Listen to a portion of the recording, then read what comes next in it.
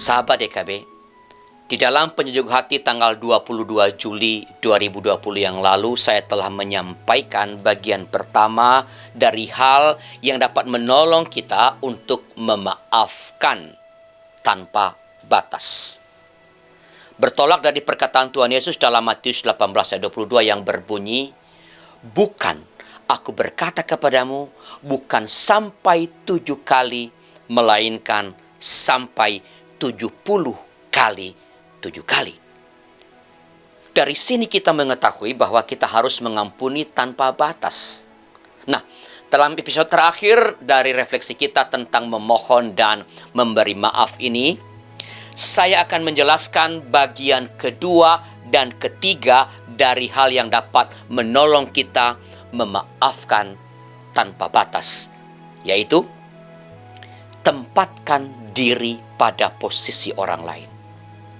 Sahabat, kita dapat mudah memaafkan orang yang bersalah kepada kita kalau kita berusaha menempatkan diri pada posisi orang yang bersalah. Passing over.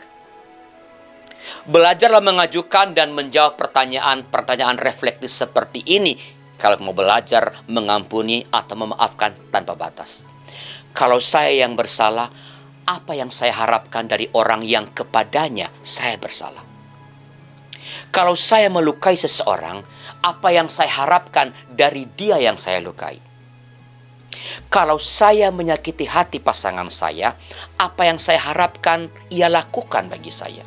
Menghukum saya, memarahi saya, menjauhi saya, ataukah memaafkan saya? Dengan menjawab pertanyaan-pertanyaan seperti ini, kita ditolong untuk mencoba menempatkan diri pada posisi orang lain. Dan dengan menempatkan diri pada posisi orang lain, maka kita ditolong untuk memaafkan. Kegagalan seorang hamba yang telah diampuni untuk mengampuni hamba yang berutang kepadanya, sebagaimana diceritakan dalam Injil Matius pasal 18 ayat 28 sampai 30 adalah karena ia tidak dapat menempatkan diri pada posisi orang lain. Matius 18 ayat 28 sampai 30 sangat jelas menggambarkan bahwa sang hamba ini tidak dapat memaafkan orang yang berhutang kepadanya. Karena apa? Karena ia tidak mau bergerak dari posisinya. Ia berpikir bahwa ia adalah pemberi hutang dan orang lain adalah orang yang berhutang.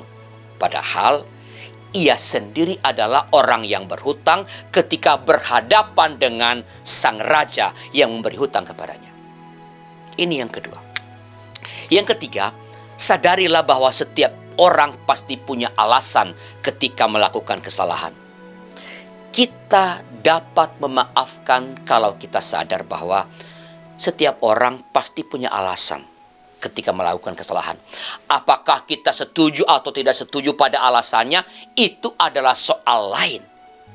Nah sahabat, memberi dan meminta maaf adalah sebuah keharusan bagi setiap orang yang percaya kepada Allah di dalam Yesus Kristus. Apakah ini mudah? Pasti tidak. Tapi percayalah, Roh Kudus akan menolong kita. Kita hanya diminta untuk memulai melakukannya saja. Mulai saja memaafkan dan teruslah memaafkan. Jangan terlalu memikirkan teorinya. Juga khotbah ini jangan terlalu dipikirkan. Jangan juga terlalu memikirkan kesulitannya. Yang penting, sekali lagi, lakukan saja, maafkan saja. Sama seperti orang yang belajar berenang. Ia hanya bisa berenang kalau ia mulai terjun ke dalam kolam. Demikian juga halnya dengan memaafkan.